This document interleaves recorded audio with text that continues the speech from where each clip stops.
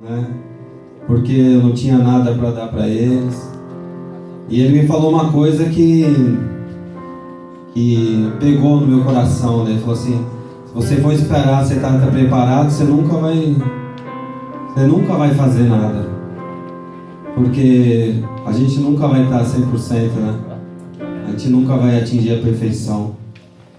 E logo depois ele falou que ia ter o culto dos jovens, o primeiro culto dos jovens, e eu que ia ter que dirigir o culto, e queria que eu levasse a palavra. Eu falei: meu Deus do céu, acho que é muita coisa, né? É muita coisa em pouco tempo, mas Deus é bom e Ele tá aqui, é Ele que dirige as nossas vidas, né? E eu creio que se eu errar fui eu, e se alguma coisa de bom sair foi Deus que fez, né? Então, eu peço a Deus que esteja dirigindo agora, né, esse momento. E eu não posso deixar de contar um pouco do meu testemunho também, né? Porque se não fosse o amor de Deus, irmãos, eu acho que não era para mim estar vivendo esse momento, né? Porque eu desde criança, assim, eu sempre fui uma criança muito rebelde, né? Eu estudei em colégio de freira até a 8ª série, depois eu não consegui estudar mais, mas eu estudava em colégio de freira e eu lembro que eu era pequeno, eu já não gostava de alguns alunos da classe. Eu lembro que acho que era no prézinho, antes da 1ª série, tinha um menininho de cor na minha classe, eu batia nele. Eu já tinha um temperamento muito ruim, eu já era uma criança meio rebelde, né? Mas eu fui crescendo e sendo muito rebelde, muito desobediente com meus pais, com a minha mãe. E eu lembro que eu achava que o pai do vizinho era melhor que o meu, né? Eu sempre queria que eu fosse filho do vizinho. Nunca aceitava muito as coisas como que elas eram, né? Ficava colocando defeito em tudo. E chegou uma época que meus pais se separaram e eu fiquei só com a minha mãe. Daí eu falei: agora é a hora, né? Minha mãe não vai me segurar. Meu pai ainda botava ordem dentro de casa, né, e tudo. E eu lembro que eu tinha terminado a 8ª série, eu tinha 14 anos. Mas antes disso, com 12 anos, de 12 para 13, eu lembro que eu já pegava a bituca de cigarro do meu pai e fumava, né? E olhando para trás, eu não sei porquê, mas eu fazia essas coisas. E quando aconteceu mesmo a separação da minha mãe e do meu pai, foi um prato cheio para mim, né? Eu já comecei a beber, não voltava para casa. E eu tinha 13 para 14 anos nessa época. E já comecei a dar muito problema dentro de casa. Eu lembro que com 15 para 16 anos eu fui preso, né? Eu fui preso com o carro da minha mãe. Eu tinha ido na favela buscar maconha. E eu fui preso, minha mãe foi me tirar da delegacia. E a minha vida no mundo das drogas foi só afundando, né? O primeiro ano eu achava que era alegria, né? Mas aí, do segundo ano pra frente, já começou a ficar séria a coisa. Já comecei a me envolver mesmo com as pessoas do crime, do tráfico, e trazer coisa pra dentro de casa. E antes de eu completar 17 anos, meu pai mandou me internar à força. Um dia eu estava dormindo, eu acordei com 2 negão desse tamanho, com a seringa desse tamanho, e falou: você vai por bem ou você vai por mal, né? E eu não tinha nem 17 anos ainda, minha cabeça ainda estava perdida, eu não sabia muito o que estava acontecendo comigo, mas já estava usando muita cocaína, muita maconha, muita bebida. Eu lembro desse dia aí que os caras foram lá me buscar. Eu tinha acho que uns 20 papelotes de maconha no armário, uns 20 parangas de maconha. Eu tinha uma pistola, uma 635, não sei se vocês conhecem, aquela pequenininha. E eu tinha 16 anos ainda, né? E fui para essa clínica aí, fugi de lá. Fugi da clínica e depois fui preso de novo. Aí nessa época eu já estava roubando pedestre na rua, qualquer 10 reais para mim estava bom. Eu não estava mais batendo bem na cabeça mesmo não, já estava fazendo coisas e assim até as próprias pessoas lá da rua lá já falavam, você vai apanhar, nós vamos te pegar, né? Você vai apanhar. Nessa época eu já estava fumando muito crack, né? Eu cheguei a fazer essas coisas, né? Roubar liquidificador dentro de casa, micro-ondas. Eu tenho muito trabalho mesmo. Só de internação foram 4, né? Só. E sempre indo para a delegacia, pro SOS Criança, que é a FEBEM, né? E se não fosse o amor de Deus, eu não estaria aqui, né? Porque só Ele mesmo para poder tirar uma pessoa dessa situação, né? Chegava uma época que eu falei para minha mãe, eu quero ir pra Umbanda, né? Eu preciso de proteção, porque eu roubo, que eu faço essas coisas. E minha mãe acabou me levando, e eu fiz aquelas guias, eu andava com aquelas guias, e eu achava bonito, eu ia pro jogo, né? Eu tirava a camiseta, ficava sem camiseta e mostrando aquelas guias, assim. E numa briga com a minha mãe, essa guia arrebentou, né? Quer dizer, isso daí foi só maldição pra minha vida, só maldição. Fui para Narcóticos Anônimos, fui para tudo que você pode imaginar de jeito e nada dava jeito na minha vida, nada. Até que algumas vezes que eu consegui ficar bem foi em clínica evangélica, né? Quer dizer, eu já tinha ouvido a palavra de Deus há muitos anos atrás, mas eu não queria aceitar, eu não queria largar, eu queria controlar aquela coisa. Eu gostava daquilo. Eu era rebelde, eu não queria aceitar que eu precisava parar, que eu precisava melhorar. Mas Deus continuou, né? Deus continuou mandando gente, continuou me amando do mesmo jeito, né? Tantas as vezes que eu já ouvi e eu não aceitava a palavra. A verdade é essa, a gente não aceita, né? Não é Deus que não quer, é a gente que é ruim, a gente que não quer, é a gente que rejeita o Senhor. Não é Ele que não quer curar a gente. Eu achava que Deus não queria nada comigo. Eu achava que era um caso perdido, porque tanto que eu pedia para Deus e não... Eu pedia quando eu estava na má situação, né? Mas depois, quando passava a dor, eu voltava a fazer aquelas coisas, né? Então, irmãos, o que eu quero dizer com isso é que não é porque eu passei por isso, é porque eu quero demonstrar aqui, eu quero mostrar que Deus, Ele está a todo momento esperando você. A todo momento Ele está esperando você decidir. Você quer seguir Ele? Se você for seguir Ele, Ele está com você. Mas Ele não te obriga a nada, né? Porque se fosse fácil, meu irmão, se fosse fácil, estava todo mundo aqui, né? A gente tem que agradecer, assim, tem que ser grato por esses momentos aqui. Muitas vezes a gente vem para a igreja meio... de novo, não sei o que, né? Mas a gente tem que agradecer, porque tem gente aí fora que tá querendo, mas não consegue. Tem gente aí fora que não tem oportunidade. Tem gente aí fora que morre, né?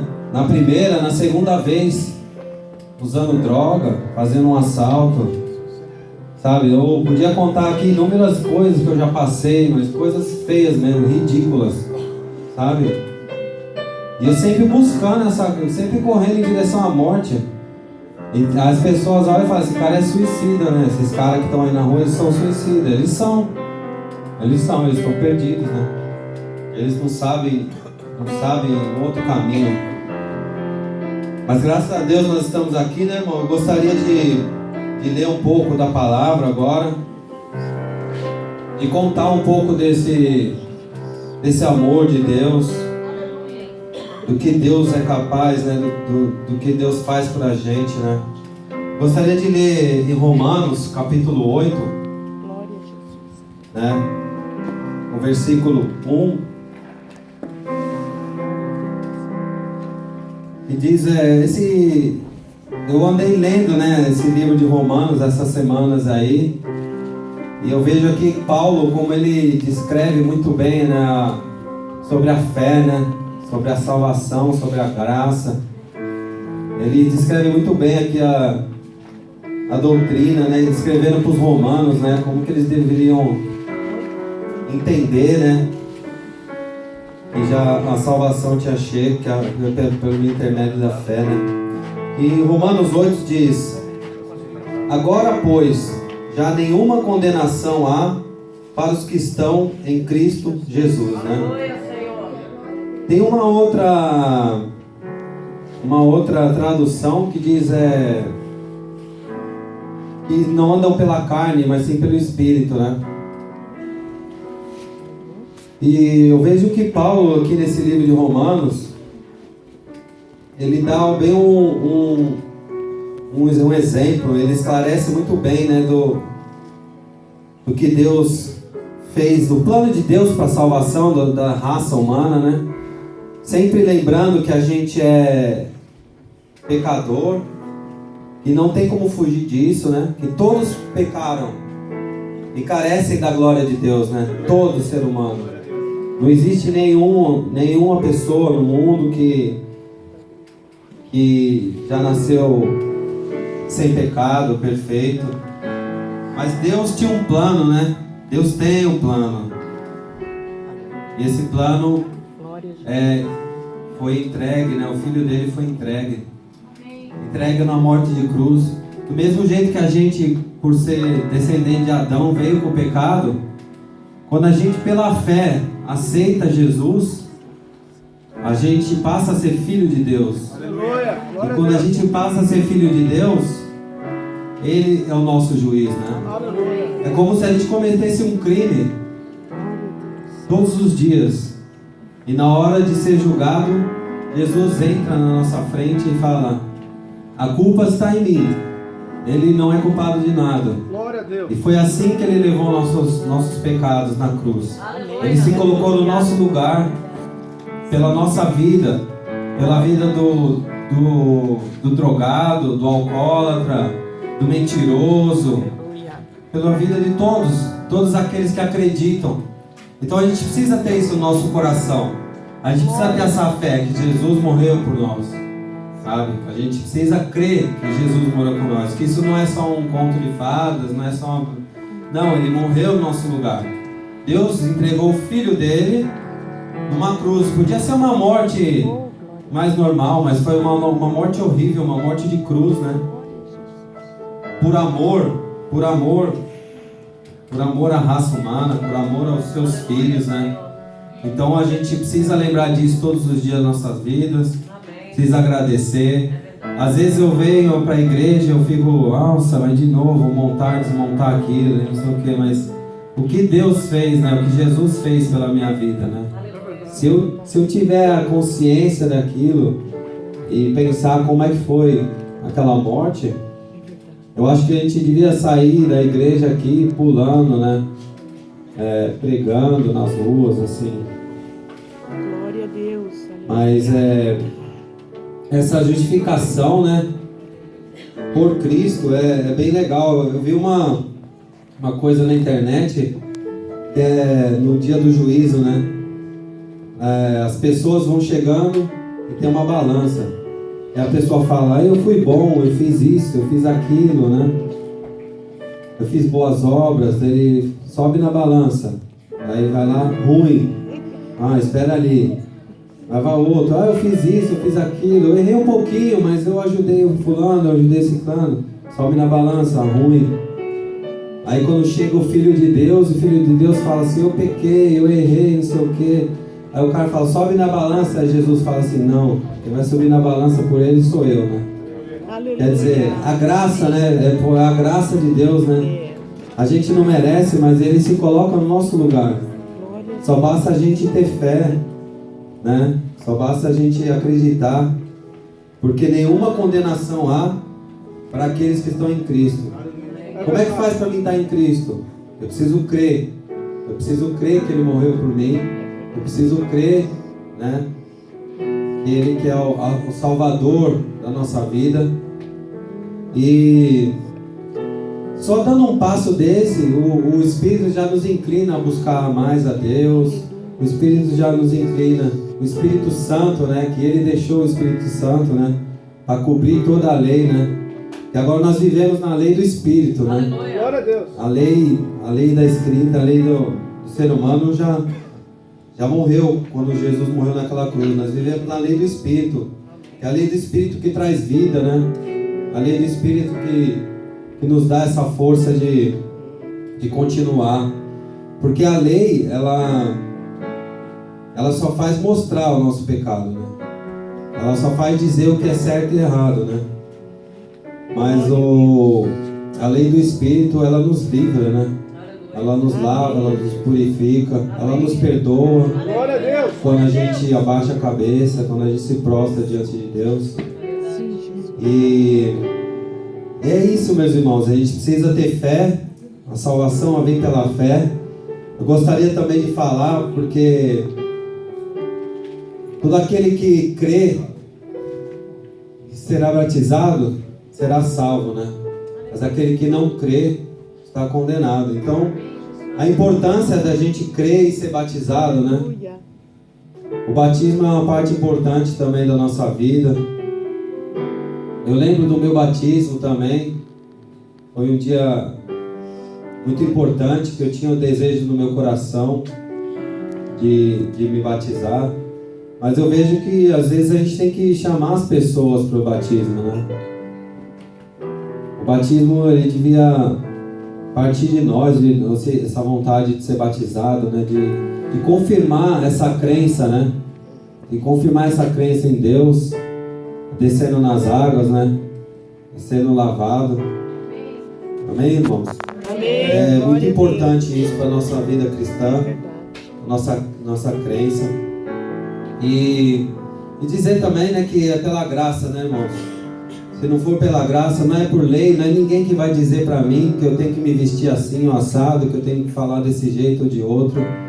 É pela graça de Deus, e essa graça é para todos aqueles que crêem, né? Glória a Deus. Não tem essa de cor, de raça, é para todos. A graça de Deus, o amor de Deus é para todos aqueles que creem. E eu acho que era isso que eu gostaria de falar nessa noite. Amém. Não sou pregador, né? Gostaria de falar mais, eu não sei como é que foi, mas era isso que eu gostaria de falar, meus irmãos. Glória a Espero que Deus. Deus tenha falado no coração de todos. Amém. Deus abençoe a todos, né? Que a gente possa fazer jus a merecer essa fé, né? Amém. Fazer jus a merecer essa morte. Que a gente possa a cada dia pedir a Deus que esse amor pelo Evangelho cresça e que os jovens, né, que são o futuro, né, da nossa igreja, da Igreja de Cristo, não da CFC, da Igreja de Cristo, e que Deus esteja abençoando as suas vidas, né?